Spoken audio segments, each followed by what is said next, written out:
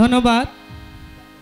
অত্যন্ত চমৎকার করে আমার সিদ্দিক ভাই গান করেছেন। এখন তো ভাই বলা যাবে না নাকি, এখনকার মতো আমার কি দয়ার। সে নজরুল ইসলাম ভাইজান, সেও অত্যন্ত একটি গান করলেন। যেহেতু আজকে কি পাল্লা দিয়েছেন, গুরু শিষ্য, তাই না? শিষ্য তো অবুঝ, তাই না বাবা? সে কিছুই বোঝে না। আজকে আমি কিছুই বুঝি না, তাই না? আজকে আমি আসছি হলো বোঝার জন্য। আজকে আমি আমার দয়ালকে, কেউ কেউ আমি দেখি যে দয়ালকে ভক্তি দেয়, তাই আমি একটু আগে দয়ালকে ভক্তি দেই। যদি বলি হবে না, সত্য হবে আমি জানি না, তবে আমি দিয়ে আমার গান আমি আরম্ভ করতে যাচ্ছি।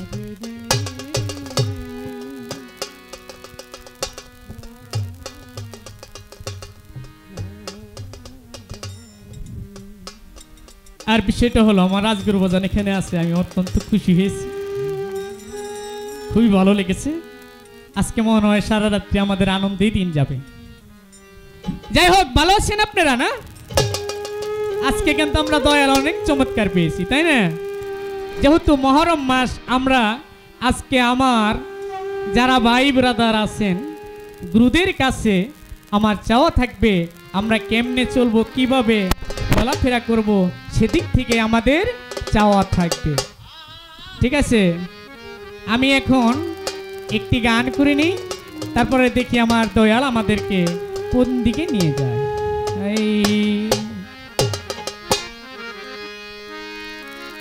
নজরুল বাজান একটি গান করেছে চিস্তির থেকে, আমি সেদিক থেকে আমি একটি আমার দয়ালকে প্রশ্ন না, সেখান থেকে আমি জানার কিছু বিষয় আদি রাখবো, রেখে কি কর নজরুল ভাই, রেখে বসে যাব আমার অত্যন্ত চমৎকার করে আমার দয়াল বাজান।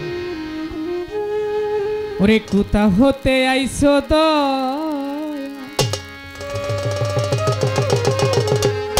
বাজানে রে, কোথায় তো মা বাড়ি গো,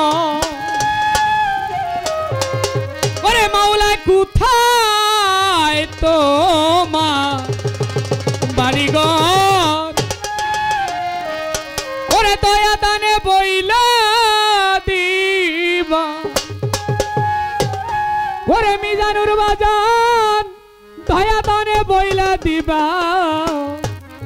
নাম কি তোমার তরিকা, কোথা হতে আইছো দয়াল রে, কোথা হতে আইছো দয়াল, কোথা তোমার বাড়ি ঘর ভাজন, কোথায় তোমার বাড়ি ঘর, দয়া দানে বইলার দিবা আমার, দয়া দানে বইলা দিবা, নাম কি তোমার তরিকার, কোথা থেকে আইছো দয়াল রে, কোথা হতে আইছো দয়াল।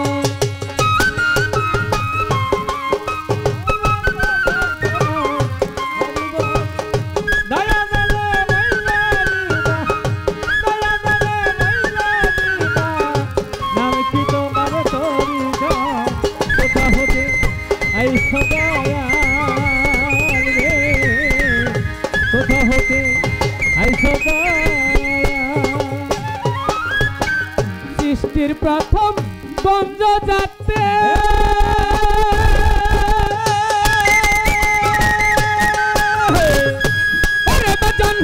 কে কে তোমার ছিল সাথে, সৃষ্টির প্রথম গঞ্জ যাতে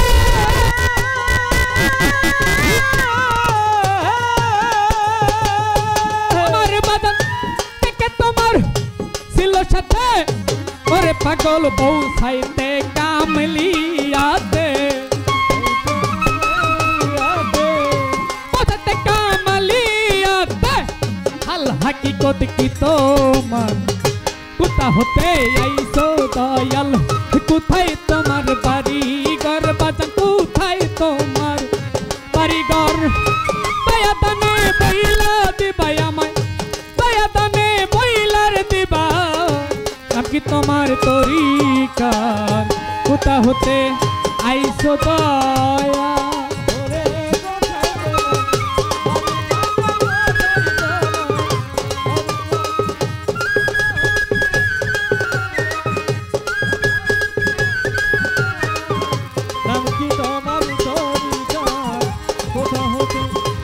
আইছো দয়াল রে কোথা হতে আইছো দয়াল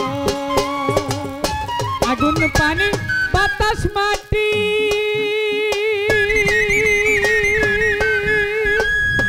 ওরে বাজান দেহে করে পরিপাটি আগুন পানি বাতাস মাটি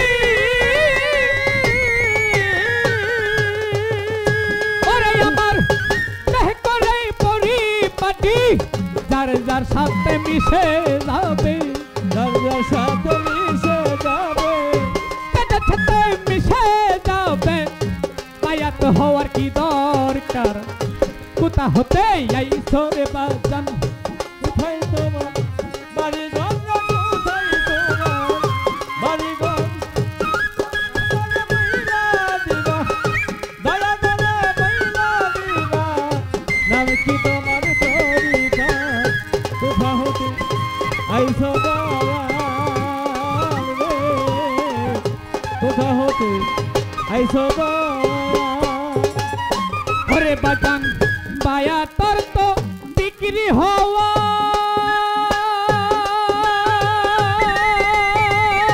ওরে আমার বলে গেছে রাসূল আল্লাহ বায়া তোর তো বিক্রি হওয়া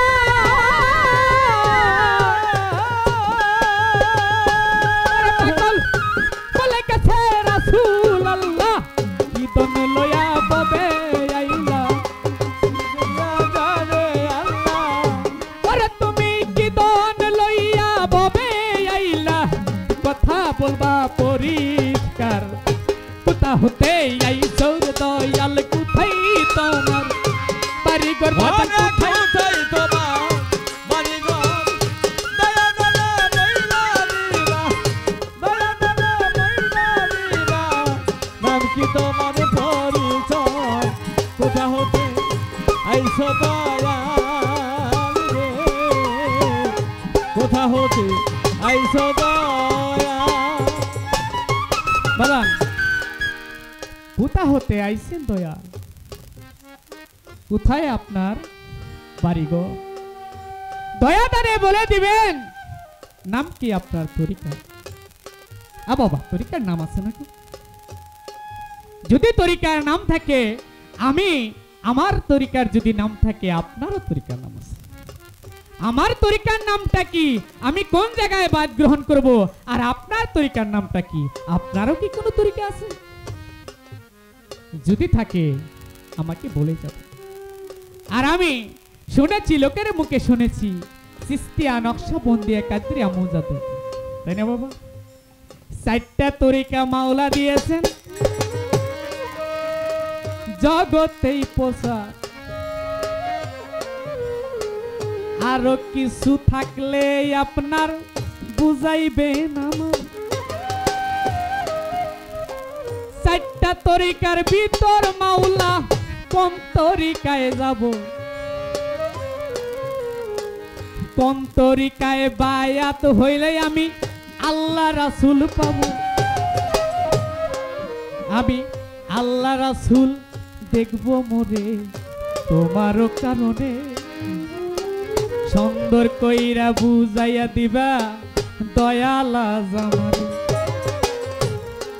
সৃষ্টির প্রথম গঞ্জ যাতে কে কে ছিল আপনার সাথে পৌঁছাইতে সেই কামালিয়াতে হাল হা কি কর কি তোমার তাই না বাবা জানতে হবে বাবা না জানলে হবে না এই জগতের মায়ায় পড়ে থাকলে বাবা হবে না এগুলা গুরুত্বপূর্ণ কথা প্রত্যেকটা মানুষের জন্য তাই বাবা সৃষ্টির প্রথম গঞ্জ যাতে কে কে আপনার সাথে ছিল আজকে এই মুহররম মাস ইমাম হাসান হোসেন তাদের কথা মনে হইলে অন্তরটা ফেটে যায় তারা যদি আপনার সাথে থাকে এই হাল হয় কেন আগুন পানি বাতাস মাটি এই দেহ করে পরিপাটি যার যার সাথে মিশে যাবে বাবা আমার বায়াত হওয়ার কি দরকার আছে ঠিক আছে না বাবা কত কত লোক আছে আমি বায়াত জ্ঞান পড়িব এই জগতের মাঝারে বাবা মা বাইসা থাকলে আর মুরিদ হব কেনে বাজান আপনি বাবা মা বাইসা থাকলেই যদি মুরিদ না ধরা লাগে তাইলে মুরিদ ধরতে হয় কেন কি বাবা জানার বিষয় রয়ে গেল এই জগতের মাঝারে যদি বাবা তোমার লাগে যদি তোমার দেখা না পাই আমি ওই রোজ হাসুরে আমার তো লাভ হবে না হবে বাবা লাভ হবে না তাই বলেছে ওরে কোথা হতে আইছো দয়াল কোথায়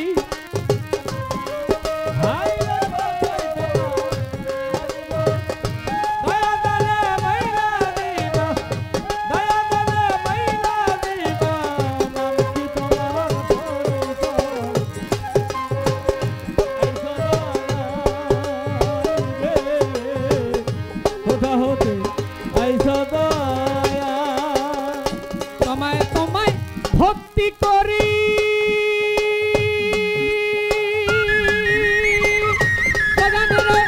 দয়াল হয় দয়ার সাগরি দয়াল তোমায় ভক্তি করি দয়াল গো তুমি হদয়ার সাগরি আমার বেদবিদ্যে মাপ চাহিল বেদবিদ্যে মাপ চাহিল বেদবিদ্যে মাপ চাহিল বাবা তিনি হিনি রচিত সরকার কোথা হতে আইসর দয়াল কোথায় তোমার বাড়ি ঘর হায়রা কোথায় তোমার বাড়ি ঘর দয়া দলে মহিলা দিনা দয়া দলে মহিলা দিনা নাম কি তোমার তরিকা কোথা হতে আইসর দয়াল কোথা হতে আইসর ওরে বাজান দয়াল তোমায় ভক্তি করি দয়াল হও দয়ার সাগরি দয়াল তোমায় ভক্তি করি ওরে পাগল দয়াল হও দয়ার সাগরি আরে বেদবিদ্যে মাপ চাহিল ওদিকে মাপ চাহিল বেদবিদ্যে মাপ চাহিল দিনহীন সাইফুল সরকার কোথা হতে আইসাও দয়াল কোথায় তোমার বাড়ি ঘর বাবা কোথায় তোমার বাড়ি ঘর দয়া দানে মহিলা দেব আমি জানু দয়া দানে ওরে পাগল দয়া দানে মহিলা দিবা নাম কি তোমার তরিকা কোথা হতে আইসো দয়া রে কোথা হতে আইসো মুর্শিদ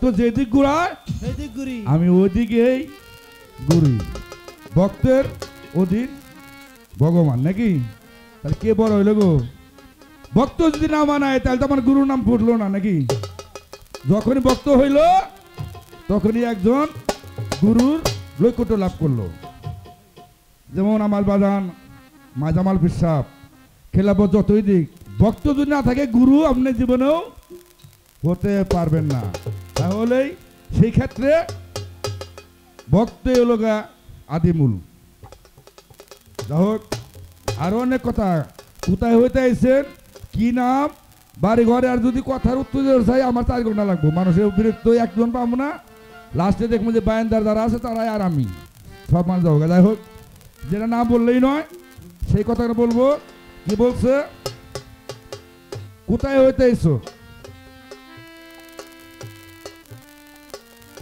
সৃষ্টির জগৎ থেকে এই আরো উপর যান যখন আল্লাহ মানে একাকার ছিলেন অন্ধকার নৈরাকার হাহাকার বা দৈরাকার 4 আকারে তার নাম ছিল নিরাকার যখন আল্লাহ নূর হতে একটা নূরকে ভাগ করলেন নূরকে জিজ্ঞাসা করলেন আলাস্তা করে রব্বিকুল নূর নূর এই অস্বীকার গেলেন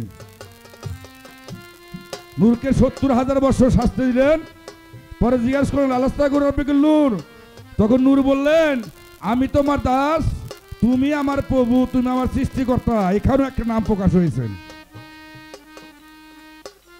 আবার যখন যাবেন মানে আহাতে আহম্মদ, আহাতে আবার মোহাম্মদ, আবার এই যুগে এসে একটা মানুষ আকারে প্রকাশ হইলেন। নাম তার বহুত বাদান, নামের কোনো বিকল্প নাই। 99 নাম, দয়ালের 99 নাম। আমরা আবার কি জিজ্ঞাসা করি, একটা দয়াল যদি জিজ্ঞাসা করি, একটা ভক্ত যদি জয় গুরু জয় গুরু, এর অর্থ দয়ালের জয় হোক। আবার এক নাম আছে তার রঙ্গিলা। দয়ালের ঘর বাড়ি কোথায় জানেন? আল্লাহ কোরআনের ভিতরে স্পষ্ট বলছেন,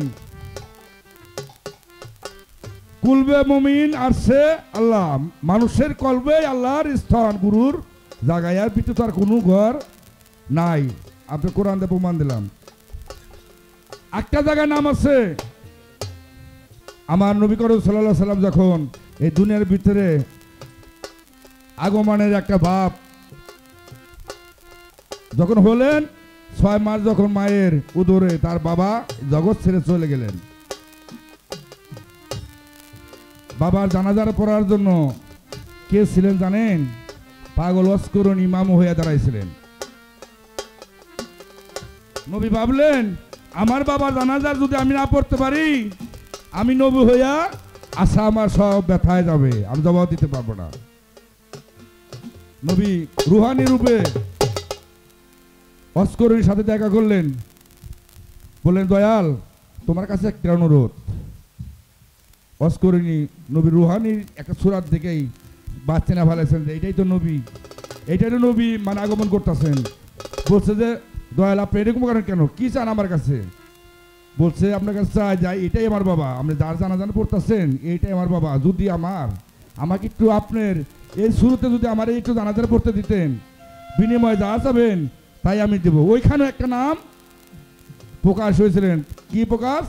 পাগল অস্করণীর রূপের স্রোত। আবার এই জগতে হবেন আমার এই রূপ না। অনেকেই গুরু ভক্ত আছেন, কি বলে আমার দয়ালের নাম কি গায়, আমার দয়াল অর্থই সেই প্রভু, আমার দয়ালের নাম অস্তবা। ওইখানেও একটা নাম আছে, নামের কোনো শেষ নাই। বায়াত কেন পড়তে হয়? বায়াত অর্থ আত্মসমর্পণকারী। যে পর্যন্ত আপনি বায়াত না পড়বেন, একজন কামেল মুর্শিদের হাত না ধরে বায়াত না পড়ে, সে পর্যন্ত আপনি মুসলমান, খাঁটি মুসলমান হবেন না। সেই জন্য মুসলমান হওয়ার জন্য আপনি বায়াত পড়েন। বাবা মা থাকতে গুরু কেন ধরতে হয় তাই বলছে না? আমি কিছু কথা বলবো, জানেন আপনি রাগ করবেন কি? শেখ ফরিদ তার মাকে বললে, মা আমি আল্লাহর দর্শন রাসূলের দর্শন আমি কেমনে পাবো? তার মা বললো, বাবা তোমার 12 বছর তপস্যা করতে হবে জঙ্গলে যায়। বলছে, মা তুমি আমাকে কাল সকালেই সাজা গোজা দেবা, আমি তোমার কাছে বিদায় নিয়ে এসে জঙ্গলে চলে যাব। যখন সাজা গোজা দিলেন, মা তো আসলে দয়ার ভান্ডার নাকি, বললো তোমাকে একটি রুটি বানা দিলাম, এই রুটি নিয়ে তুমি চলে যাও। শেখ ফরিদ করলেন কি, একটা রুটি নিয়ে জঙ্গলে চলে গেলেন 12 বছর করে নামে। এই যখন দুপুরকার টাইম হয়, বলছে না এখন খাবো না, বিকালে খাবো, বিকালে খাবো না সকালে খাবো। এভাবে করতে করতে 12 বছর কাটা দিচ্ছেন রুটি আর খানাই। শেখ ফরিদ 12 বছর পরে মায়ের কাছে আইছেন, বলছে মাগো আমি তো 12 বছর কাটাইছি, আমার কি আল্লাহর দর্শন এখন পাবো? বলছে বাজার তোমার হাতে কি, তুমি 12 বছর কি খাইছো? তোমাকে যে একটা রুটি বানা দিছি তুমি খাইছো? বলছে মা আমি খাই নাই। যে সকালে খাই বিকালে খাই দুপুরে খাই করতে করতে আমার 12 বছর কাটা গেছে একটা রুটি। বলছে না বাবা তোমার সাধন হয় নাই, তুমি তোমার রুহকে কষ্ট দিয়েছো, রুহকে কষ্ট দিয়ে তোমার সাধন বদন জীবনে হবে না, তুমি আরো 12 বছর কাজ চাও। শেখ ফরিদ মায়ের অর্ডার নিয়ে আরো 12 বছরের জন্য বনে চলে গেলেন। ওই 12 বছর কি করছে জানেন? যখন খিদা লাগছে এই গাছের পাতা ও গাছের পাতা এই গাছের পাতা টাইনা টাইনা ছিঁড়া ছিঁড়া খাইছে। 24 বছর যখন হয়েছে তখন ঘুরে আবার মায়ের কাছে আইছেন, বলছে মা আমার কি সাধন হয় নাই? মা যখন এই মা প্রশ্ন করলেন তুমি কি খাইছো 12 বছর? বলছে মা যখন আমার আবার খিদা লাগছে এই গাছের পাতা ছিঁড়ে খাইছি ওই গাছের পাতা ছিঁড়ে খাইছি। তখন মা শেখ ফরিদের এই চুল ধরে টানছিল, মা আমি ব্যথা পাই। বলছে তুমি যদি ব্যথা পাও ওই গাছের পাতা যখন ছিঁড়ছাও ওই ব্যথা পাইছে, তোমার সাধন হয় না, তুমি আবার 12 বছর চলে যাও। 3 বছর যখন পার হয়ে গেলেন মায়ের কাছে চলে এসেছেন। বলছে মা সাধন হয় না এখন? কথা না বাবা তোমার সাধন হয় নাই, একজন কামেল মুর্শিদের হাতে তোমার আত্মসমর্পণ করতে হবে, তাও তো তোমার নৈকট্য লাভ হবে। তখন মা আমি এবার কোথায় যাব? বলছে যাও ওইখানে আমার এক জাকের ভাই আছে বোয়ালি কলমদার, যাও তার কাছে। মায়ের অর্ডার নিয়ে চলে গেলেন, দেখে যাক সাগর, মাঝি মাল্লা কিছুই নাই, কেমনে পার হবে? সে তো 12 বছরে আল্লাহ নৈকট্য লাভ করে ফেলাইছেন। কি করলেন? একটা কাগজ দেয় নৌকা বলে কিস্তি মানে ওই নৌকায় চড়ে ওই সাগর বাড়ি দিতেছেন। বোয়ালি কলমদার আবার ওই নদীর পাড়ে তার বাসা ছিলেন। জাঙ্গাতে দেখতেছে কে রে এত বলে কামিগর কে কাগজের নৌকা দেয় সে সাগর পার হইতেছে, তো আমার সে বলে কামিগর। আল্লাহর কাছে বলেন হে আল্লাহ তুমি এমন সাগরে ঢেউটা দাও ও জানে কিনারেই না পায়, এমন ঢেউ উঠছে যে লোক আর কিনারে না কেনা। শেখ ফরিদ দেখতে পেলেন যে এই ঢেউ কে উড়াইছেন। জ্ঞান চক্ষুতে চাইয়া দেখে যে ওই একটা জাংলার আর ভিতরে মাথা ভাই গেলে এক লোকে চাইয়া হয়েছে, বলছে যে এরই কাম। শেখ ফরিদ হে আল্লাহ আমার যে ঢেউ উড়া দিছে ওই যে মানুষ দেখা যায় মাথা ভাই করছে ওর দুইটা সিং বাই করে দেবো, তার মাথায় না বাই করতে পারে। যখন বোয়ালে কলম দেখলেন যে এই কাম কে করছে, ওইটি তো করছে, তার তো ওর ঢেউ থামা দেয় না বাবা, তাছাড়া তো আমার সিংহ যাবো না, মাথাও আমি আর বাই করতে পারবো না। বলছে হে আল্লাহ আমি বলছিলাম আবার তুমি ঢেউ উড়া নিয়ে যাও। তখন ঢেউ উড়া নিয়ে গেছে। শেখ ফরিদে ভাবলেন যে আমার কিস্তি যখন কিনারে চাপছে ঢেউ নাই, আল্লাহ তুমি ওর সিংহ নিয়ে যাও, ও আপনার মাথা নিয়ে যায়। তখন এই কিস্তি কিনারে নিয়ে গেছেন, বোয়ালাই কলমদার কাছে গেছে, বলছে দয়াল তুমি আমাকে বায়াত পড়াবো। বলছে না তোমাকে বায়াত পড়ার মতো আমার কোনো সাধ্য নাই, তুমি চলে যাও, আমার এক জাকের ভাই আছে খাজাওয়ার ভক্ত,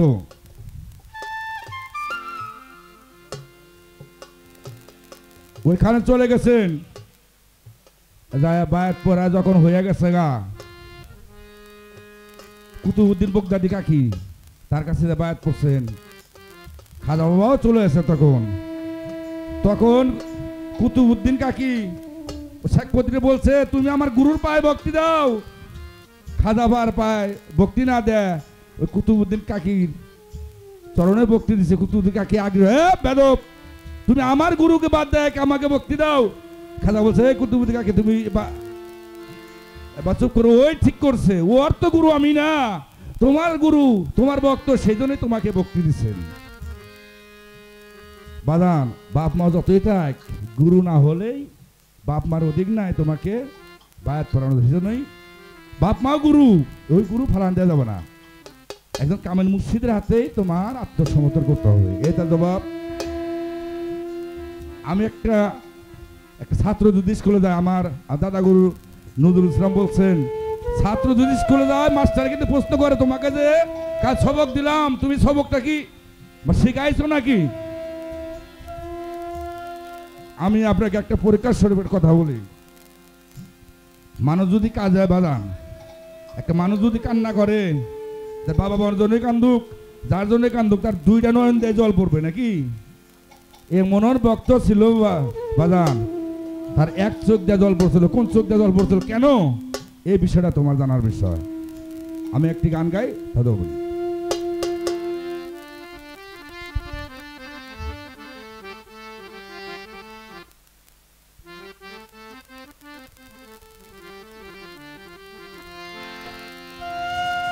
ভাষা ভাষা মুখস্থ গানে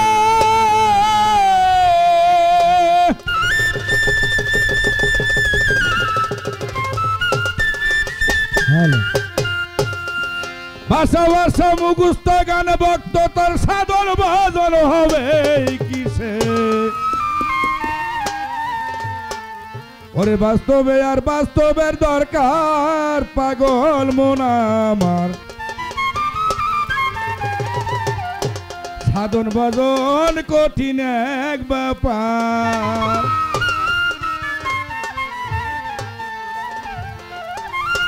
সাধন ভজন কঠিন এক ব্যাপার পাগল মন আমার সাধন ভজন কঠিন এক ব্যাপার ওরে সাধন ভজন কঠিন এক ব্যাপার পাগল মন আমার সাধন ভজন কঠিন এক ব্যাপার বাজার সাধন ভজন কঠিন এক ব্যাপার পাগল মন আমার সাধন ভজন কঠিন এক ব্যাপার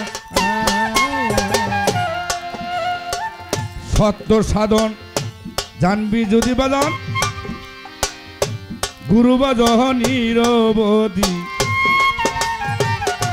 পইরা থাকো চরণের আশায় পাগল মনা পইরা থাকো চরণে তাহার আমার বাজান রে পইরা থাকো চরণে তাহার সত্য সাধন জানবি গো যদি গুরু বাজন নিরবধি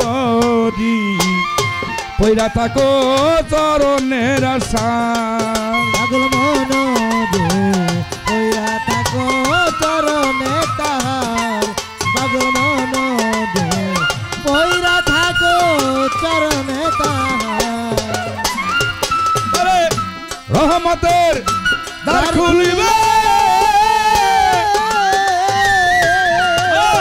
ও বাজান রহমতের দ্বার খুলিবে পাগল তিন সাগরের পারে গো নিবে এ রহমতের দ্বার খুলিবে তিন সাগরের পারে দিবে রহমতের দ্বার খুলিবে তিন সাগরের পারে গনিবে সুন্দর একটা গোসল করাইবার গো পাগল সুন্দর একটা গোসল করাইবার পাগল মোনা সাধন ভজন কঠিন এক ব্যাপার ফিরে সাধন ভজন কঠিন এক ব্যাপার পাগল মন আমার সাধন ভজন কঠিন এক ব্যাপার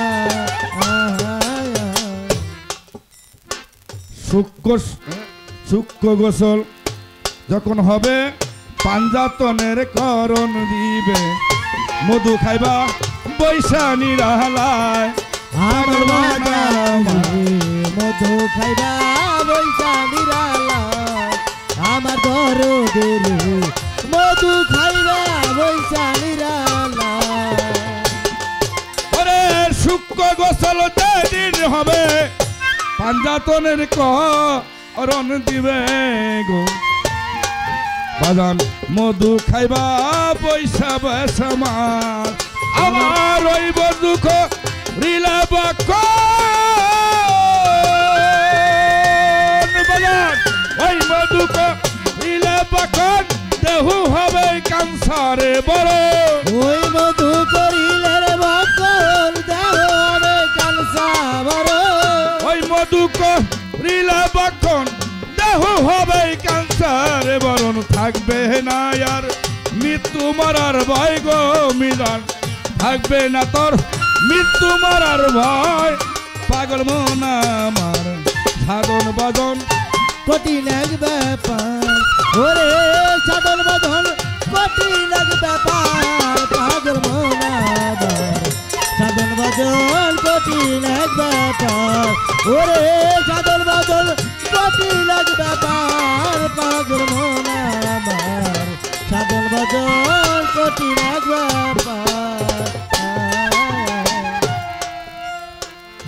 গুরুর কাছে মন্ত্র নিবি আল্লাহকে দন কর জোরে দিবি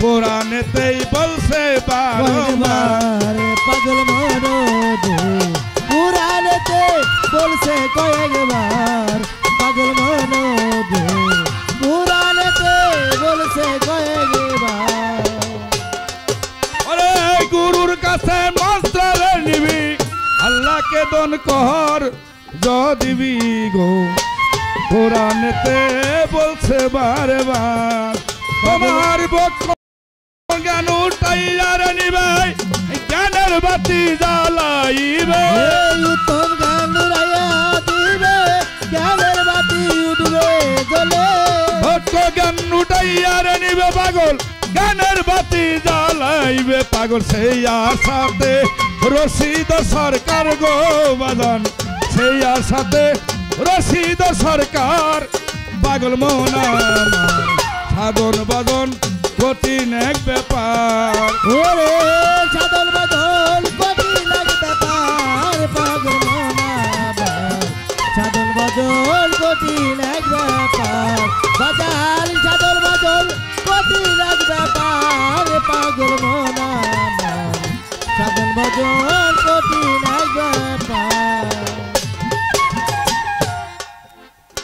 বাজান সৈয়দ কালসা ফকির বলেছেন আত্মসিদ্ধি বিদ্যে হলেই নিজেকে চেনা যায় আমিত্বকে বিলীন না করলেই কাউকে চেনা যাবে না আত্মসিদ্ধি বিদ্যে করতে হবে আমিত্বকে বিলীন করতে হবে আমার দয়াল বলেছেন বাবা গোলাম মুস্তাফা কাদরিয়া 12টা বস্তু তোমার মানে দেহ থেকে দূর করতে হবে আর 12 বস্তু দেহের ভিতরে ঢুকাতে হবে যাই আরেকটা গান গাই তাহলে আমার বক্তব্য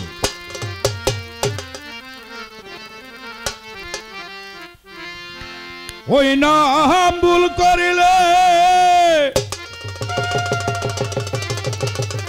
যাহাবীরে মহারা পরবীরে বি হ্যাঁ সম্পেরে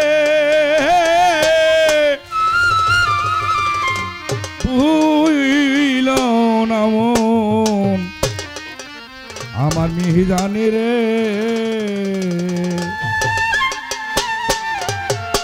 এখানে কি বলছে তুমি নিজে গুনে না শিলে কে তোমায় আনের ভিতর দে না ভুল তোমাকেই আনতে হবে গুরুকে গুরু আপন ইচ্ছা আসে গুরুকে আনতে হবে তাই মালিক সরকারের গান গেছে তোমার হৃদয়ে টান চোখের জল এ বিনে কি তোর মন্ত্র আছে রে গুরুকে আনতে হবে হৃদয়ে টান দেয় তোমার আনতে হবে ওই নাম ভুল করিলে যাহাবীরে মারা পরবীরে বি সম্পেরে ওই নাম ভুল করিলে যাবিরে মারা পড়বি এরি সম্পারে ওই নাম ভুল করিলে যাবিরে মারা পড়বি এরি সম্পারে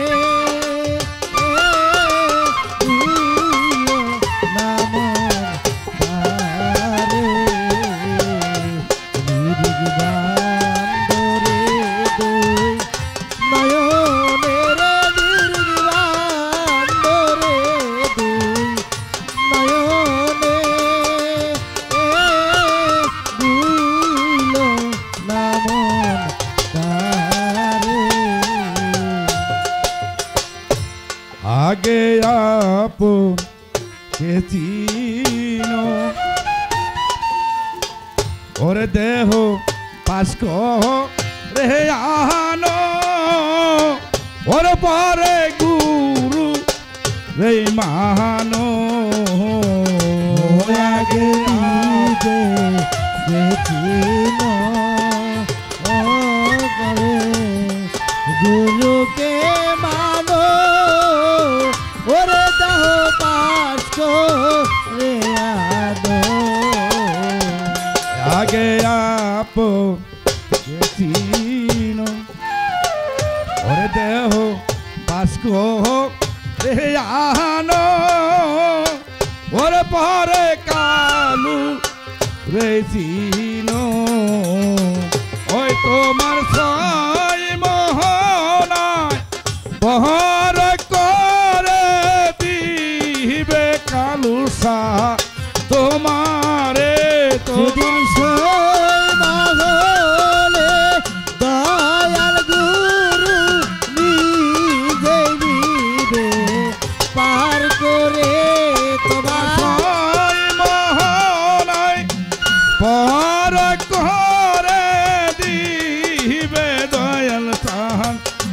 তোমারে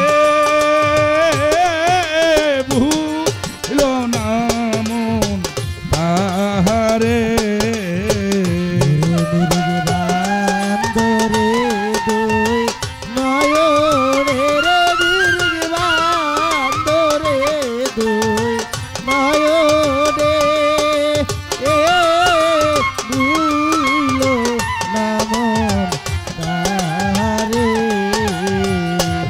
আহা ভুল না মন তাহারে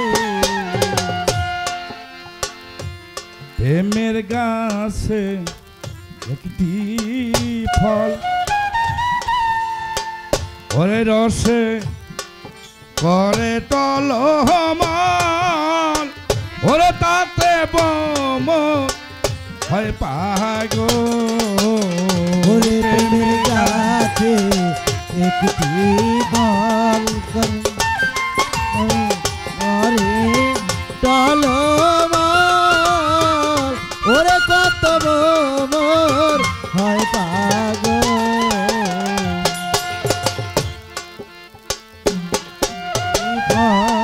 ফলের রসে করে টলমল ওরে কত মোর হয় পাগল ওই ফল গুরু এনে ভক্তের দিলে অমর হই তার সংসারে ওই ফল গুরু এনে শিষ্যরে দিলে অমর হইছে সংসারে ওই ফল মিজানে সাবেদ রে দিল পাগল অমর হই তার সংসারে হে বুইল না মন তাহারে বান্দরে দুই নয়নে রে দীর্ঘ বান্দরে দুই নয়নে ভুল না মন তাহারে প্রেমের হাতে গেলা না ওর প্রেমের সদাই করলে না ওর প্রেমের মানুষ ছিলে না ওরে প্রেমের হাতে গেলা না প্রেমের সদাই করিলা না ওরে প্রেমের মাদুল গরিলা না প্রেমের হাতে গেলা না ওরে প্রেমের মানুষ ছিলে না ওর প্রেমের সদাই করলে না হয় তোমরা সেই মানুষের সঙ্গ ধরে বাজার বা আবের মানুষ হইলা না তোমার সে মানুষের সঙ্গ করে ভাবের মানুষ সিনালাও তোমরা সেই মানুষের নিঃসন্দেহে বাজার ভাবের দেশে গেলা না বুঝল না মন তাহারে বান্দরে দুই নয়নে রে দীর্ঘ বান্দরে দুই নয়নে ভুল না মন তাহারে ওরে ভুল না মন তাহারে সৈয়দ কালুসা ফকির কয় ওরে জয়নাল বলি যে তোমা ওই প্রেম সহ কিছু নয় ফকির কালু ছাতায় কয় জয়নাল সহজ কথা নয়, আমি বলি যে তোমার সৈয়দ কালুসা ফকির কয় জয়নাল বলি যে তোমার ওই প্রেম সহ যে কি হয় ওই আবার ওই প্রেমের লাগিয়ার মানুর গাছ তলাইব শোধ করে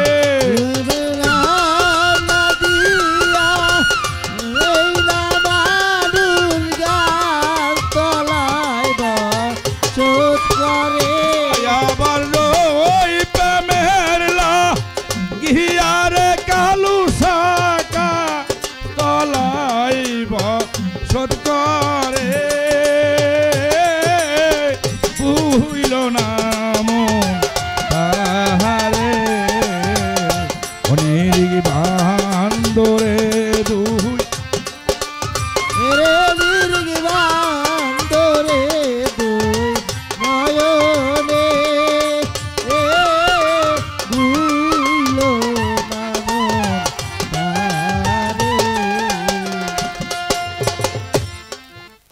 একদিন আমার দয়াল নবী কাবার দক্ষিণ পাশে হেসে যায়, কেঁদে কেঁদে নবী বাড়ি চলে এসে যায়। আয়সা সিদ্দিকা এই দৃশ্যগুলো দেখে। আয়সা ভাবলেন আমার দয়াল হেসে হেসে চলে যায়, কানতে কানতে কেন বাড়িতে আসে? আয়সা বলেন হুজুর আপনি কি কথা বলবো? আমার বলবেন কি? বলছে আপনি হেসে যান, কেঁদে কেন বাড়িতে আসে? বলছে আয়সা তুমি বুঝবে না। আয়সা সিদ্দিকা মনে ভাবলেন আমি একদিন নবীর পিছে পিছে চলে যাব। নবী কিসের জন্য কান্না করে বাড়িতে চলে আসে? আমার নবী আবার পরের দিন চলে যায়। আয়সা অনেক দূর থেকে আস্তে আস্তে চলে যান। নবী দেখে উত্তর মুখ হয়ে বসে, দুই হাত দুই পাশে দিয়ে দুই নয়নের জল ফেলে দিয়ে কাঁদতেছে।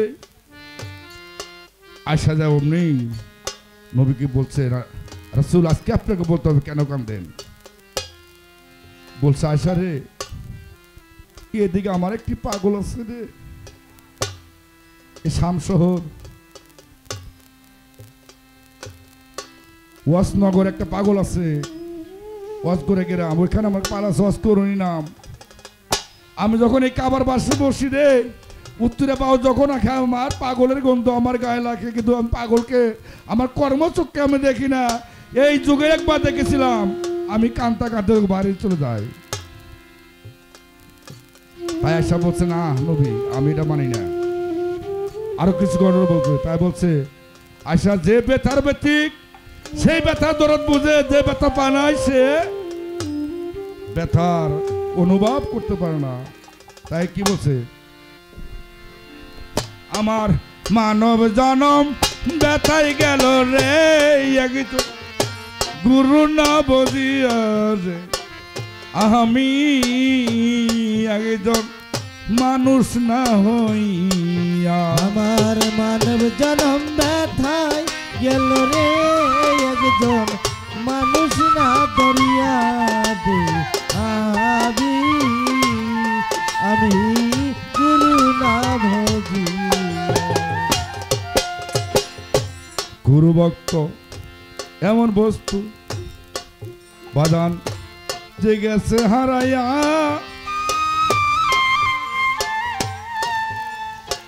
শত কাঁদলেও লাভ হবে না রে, নুরু বাজার রশিদ কেউ হারাইয়া রে আমি হইয়া গেছ মানুষ না। আমার মানব জনম ব্যথায় গেল রে, একজন মানুষ না ভজিয়া দে আমি একজন গুরু না ভজিয়া। আমি একজন গুরু হারাইছি, যে হারাইছে সে বেতন জানে। এই জগতের ভিতরে আমার বাবা আমাকে নিয়েছে। আমার বাবা বলতো মানুষের ছেলেও গান গায়, আমি শুনি। বাবা তুমি গান গাবা। আমার জাবেদ স্যারকে যেদিন আমি হারায় বলেছি, আমি যদি শত গান দিয়ে আমার জীবনে আর শেখাতে চলে আসবো। যে দল বাপ হারাইছে রে, সেই বাবার দরদ যে আমি কবে আমি জানতাম তোমার ভক্ত জাবেদ স্যার যে উদ্দেশ্যে চলে গেছে, ওই উদ্দেশ্য জাবেতের পূর্ণ হয়ে যায়। আমি শত কাঁদলো আর জাবেতের দর্শন পাই না। ভবে যার হারাইছে সেই যাবে, অলে ব্যথা বুঝবে কেমনে রে। যার হারাইছে সেই যাবে, অলে ব্যথা বুঝবে কেমনে রে। যার হারাইছে সেই যাবে। বাবা হারা কি যন্ত্রণার সেরা, যার কাছে হারাইয়া শত ডাকলে আর পাবি না রে সেরা। ওই নাম দরিয়া মাঝে বড় ধনের ধন রে। যার কাছে হারাইয়া ভবে রে, মাঝে ভর ধনের ধন রে। গুরু হারা যন্ত্রণা বাজান যে চিনা ছড়ে, আর কি গুরুর দর্শন পাবি শত খাবলিলে। যার হারাইছে সেই জানে, যার হারাইছে সেই জানে। যার হারা নাই সেই কি রে বুঝে। যার হারাইছে সেই জানে, যার হারাইছে কি রে বুঝে। যার হারাইছে সেই রে জানে। জনমিতিম কইরা সাবে চান যাবে গিয়াছ চলিয়া। আমি অবাগিনী কান্দিরে যাবে যাবে যাবে বলিয়া। তুমি একবার এসে দাও হে দেখা, একবার এসে দাও হে দেখা। অবাগিনীর বুকের ব্যথা বাজার একবার। ওরে অবাগিনীর বুকের ব্যথা রে, একবার এসে যাও দেখিয়া। যার বাবা হারায় গেছে রাজগোর, বাবার জগতে বাড়বে না। বাবা থাকতে বাবার দরদ রে জামাল বাজার আমরাও বুঝি না। ভবে যার হারাইছে সেই জানে, অলে ব্যথা বুঝবে কেমনে রে। যার হারাইছে সেই জানে, অলে ব্যথা বুঝবে কেমনে রে। যার হারাইছে সেই জানে। এমন নিষ্ঠুর হইয়া যাবে জানে জগৎ ছেড়ে চলে গেছো, তোমার সন্তানকে ইতিম করিয়া। আল্লাহ জানো তোমার ওই সুখের আশা জান্নাতবাসী দেয় গো করিয়া। ওরে বাবা ডাকবো কারে যাইয়া, বাবা ডাকবো কারে যাইয়া। যে দর গেছে হারাইয়া বাবা ডাকবো কারে ভবে সে গেছে হারা ইয়া রে। বাবা ডাকবো কারে গিয়া। ভাই হারাইলে ভাই পাওয়া যায়, যদি মা বেঁচে থাকে। মা মরিলে মা কোথায় পাবো রে যার গেছে হারাইয়া রে। কি করিব কোথায় যাব, কি করিব কোথায় যাব। কার ছায়া দাঁড়াব যাইয়া রে। কি করিব কোথায় যাব। কেউ আইসা ডাক মরে রে কি করিব কোথায় যাব